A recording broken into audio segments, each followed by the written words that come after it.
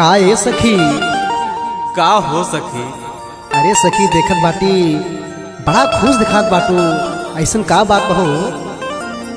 का बताइए सखी, कुछ बतिए ऐसन बा। नहीं नहीं बतावा, ये खुशी की राज हमके जरूर बतावा। सुना सुनावा। हर तोह के बताई सखी, खुशी यही बात के।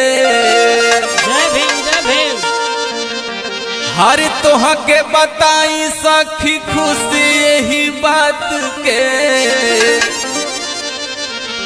अरतिया में देखनी सपनवा रविदास के।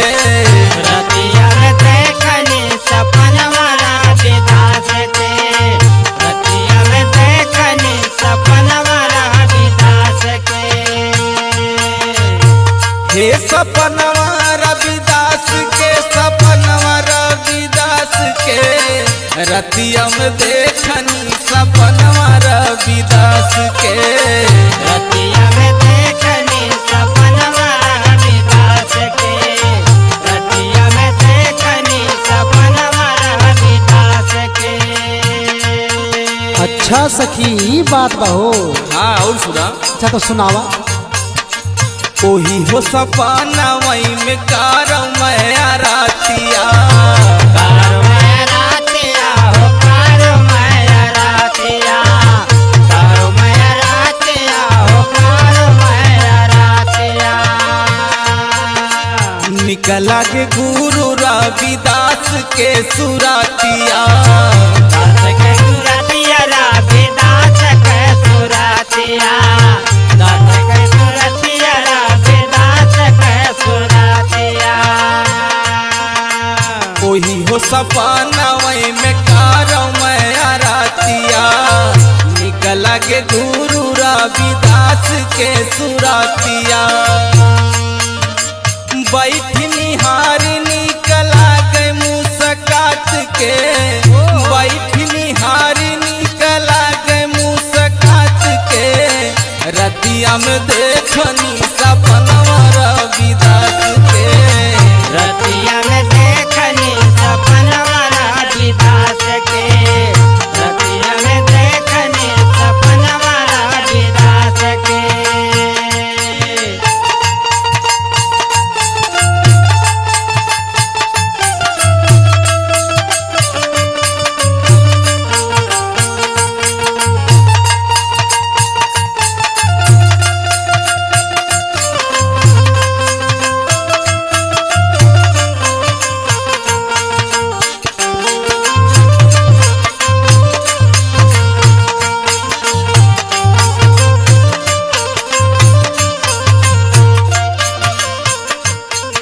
ए सखी का हो सखी? और सुना।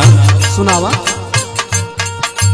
भले उ करत रहल मोची वाला कामवा। मोची वाला कामवा हो, मोची वाला कामवा।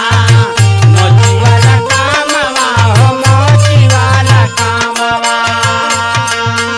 लेकिन उनके जैसन केहू रहे ना महानवा।